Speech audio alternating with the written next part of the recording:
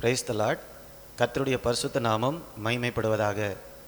இன்றைய தியானம் யாத்திராகமம் 25ஆம் அதிகாரத்திலிருந்து 27ஆம் அதிகாரம் வரை நாம் வேத சரித்திரத்தை தொடர்ந்து படித்து கொண்டிருக்கிறோம். ஆண்டவர் தனக்காக ஒரு ஜனத்தை தெரிந்து கொள்கிறார். அவர்களை தான் நாம் இஸ்ரவேல் ஜனங்கள் என்று நாம் பார்க்கிறோம். கடந்த அதிகாரங்களில் நாம் பார்க்கும்போது அவர்களை ஒரு குழுவாக அவர்களை சந்திக்கிறார். அது மட்டும் கிடையாது, அவர்கள் எப்படி வாழ வேண்டும் என்று சொல்லி அவர்களுக்கு கட்டளைகளை கொடுக்கிறார். சமுதாயத்தில் அவங்க எப்படி வாழணும், என்ன செய்யணும், என்ன செய்யக்கூடாது, இந்த காரியங்களை எல்லாம் ஆண்டவர் மோசே மூலமாக அவர்களுக்கு வெளிப்படுத்துகிறார்.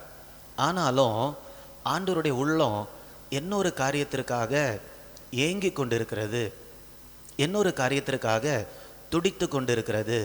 அது என்ன தெரியுமா? நான் என்னுடைய ஜனங்களுக்கு கட்டளைகளை கொடுத்து விட்டு தூரத்திலிருந்து அவங்க எப்படி வாழ்கிறாங்க அப்படின்னு நான் பார்த்து கொண்டிருக்க போகிறதில்ல.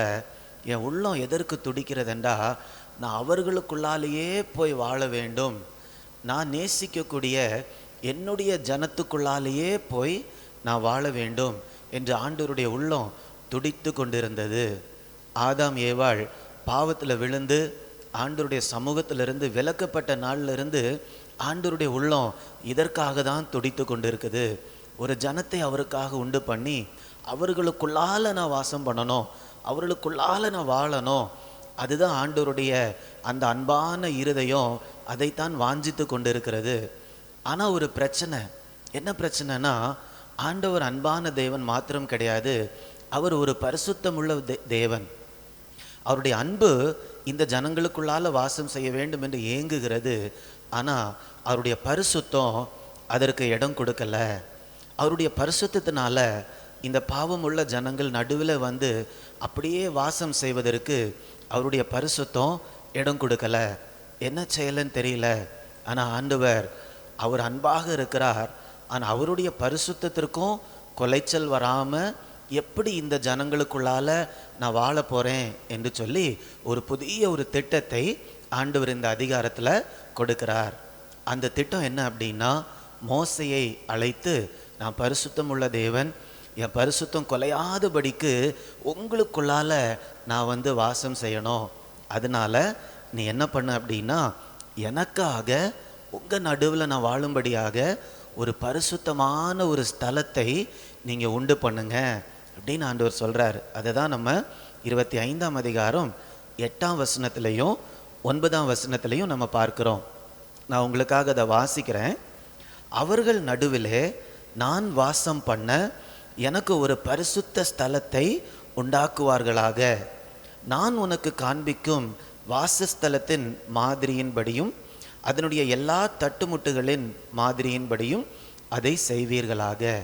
இப்போ நீங்கள் பார்த்தீங்கன்னா, உங்களுக்குள்ளால நான் வாசம் செய்யும்படியாக ஒரு பரிசுத்த ஸ்தலத்தை உண்டு பண்ணுங்க. ஆனால் மோசே இதற்கு முன்னால் ஒரு பரிசுத்த ஸ்தலத்தை பார்த்தது கிடையாது.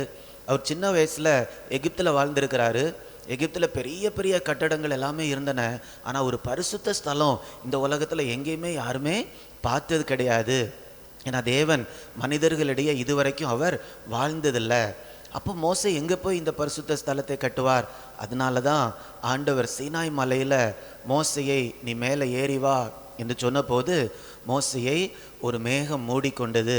அதற்குள்ளால் இருந்து அவர் பரலோகத்தில் எப்படி ஒரு பரிசுத்த ஸ்தலத்தில் வாழ்கிறாரோ அதையே மோசைக்கு காண்பிக்கிறார்.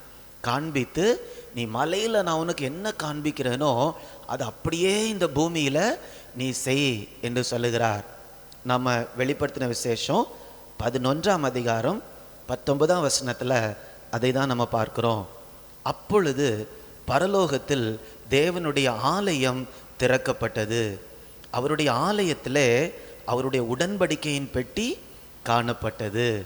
இப்போ பரலோகத்தில் ஆண்டவருடைய ஆலயம், பரிசுத்த ஸ்தலம், அதற்குள்ளால உடன்படிக்கையின் பெட்டி, இதெல்லாம் மோசைக்கு மலையில் ஆண்டவர் காண்பிக்கிறார். இதை பார்த்து, நீ அப்படியே இதை இந்த பூமியில் நீ எனக்கு ஒன்று உண்டு பண்ணு, நான் வந்து அங்கே வாசம் பண்ணுவேன் அப்படின்னு சொல்லி தான் இந்த அதிகாரத்தில் ஆண்டவருக்காக உருவாக்கக்கூடிய பரிசுத்த ஸ்தலம் எப்படி இருக்க வேண்டும் என்று ஒவ்வொரு காரியமாக காட்டுகிறார்.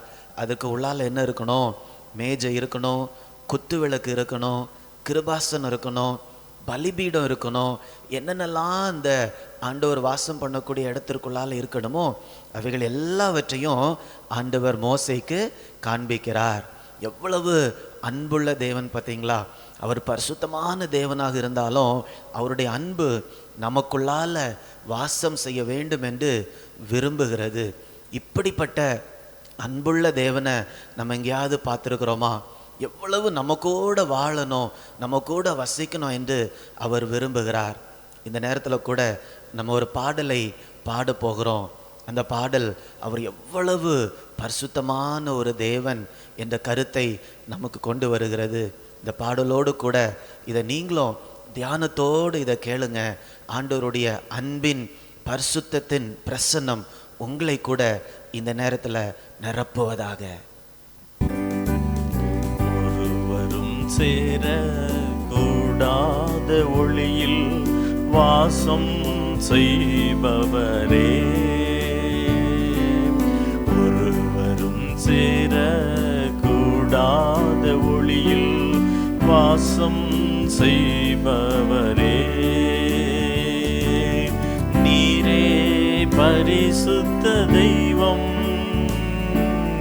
நீரே பரிசுத்த தெய்வம், நீரே நீர் மாத்திரமே, நீரே நீர் மாத்திரமே, பரிசுத்த நீர் பரிசுத்த, பரிசுத்த நீர் பரிசுத்த, பரிசுத்த நீர் பரிசுத்த, பரிசுத்த நீர் பரிசுத்த, நீரே நீர் மாத்திரமே தெய்வமே, நீரே நீர் மாத்திரமே, எல்லாவற்றிலும் நீர் மேலானவர், எல்லோரிலும் பெரியவர், சகலத்தையும் சிருஷ்டித்தவர், சர்வ வல்லவரே, உம்மை போல் வேறொரு தெய்வமில்லை, நீரே நீர் மாத்திரமே, உம்மை போல் வேறொரு தெய்வம் இல்லை, நீரே நீர் மாத்திரமே, பரிசுத்தர் பரிசுத்தர் பரிசுத்தரே, பரிசுத்தர் பரிசுத்தர் பரிசுத்தரே, பரிசுத்தர் பரிசுத்தர் பரிசுத்தரே, பரிசுத்தர் பரிசுத்தர் பரிசுத்தரே, நீரே நீர் மாத்திரமே தெய்வமே, நீரே நீர் மாத்திரமே, நீரே நீர் மாத்திரமே தெய்வமே, நீரே நீர் மாத்திரமே. இப்போ பார்த்தீங்களா, இந்த அன்பான தேவன், இந்த பரிசுத்தம் உள்ள தேவன் இன்றைக்கு நமக்குள்ளாக வாசம் செய்ய வேண்டும் என்று அவர் விருப்பப்படுகிறார். இந்த நாட்களில் ஆண்டவர் வாசம் செய்யக்கூடிய இடம் எது தெரியுமா? நம்முடைய இருதயம்தான். நம்ம ஒவ்வொருவருடைய இருதயத்திற்குள்ளாக அவர் வாசம் செய்ய வேண்டும் என்று விருப்பப்படுகிறார். அதனால தான் நம்முடைய இருதயத்தை எப்போதுமே நம்ம பரிசுத்தமாக தூய்மையாக இயேசுவின் இரத்தத்தால் கழுவப்பட்டு அறிக்கையிடாத பாவங்கள் இருந்தால் ஆண்டவர்கிட்ட அறிக்கை செய்து அவருடைய இரத்தத்தினால எப்பொழுதுமே நம்ம கழுவப்பட்டு சுத்திகரிக்கப்பட்டு இருக்கும்போது இந்த பரிசுத்த தேவன் அன்னைக்கு அவர் பரிசுத்த ஸ்தலத்தில் இஸ்ரவேல் ஜனங்கள் மத்தியில் அவர் உலாவி தங்கின தேவன் இன்றைக்கு நம்ம ஒவ்வொருவருடைய உள்ளத்திலையும் இந்த பரிசுத்த தேவன் அவர் தங்குவார். இன்றைக்கி நிறைய பேர் இருதயத்தில் பாவத்தோடு இருக்கிறாங்க. ஆனால் பாவத்திலிருந்து மனம் திரும்பும்போது நான் மனம் திரும்பலைன்னா நான் நரகத்துக்கு போயிடுவேன், அங்கே போனால் ரொம்ப வேதனை இருக்கும், அதனால அவங்க மனம் திரும்புகிறாங்க.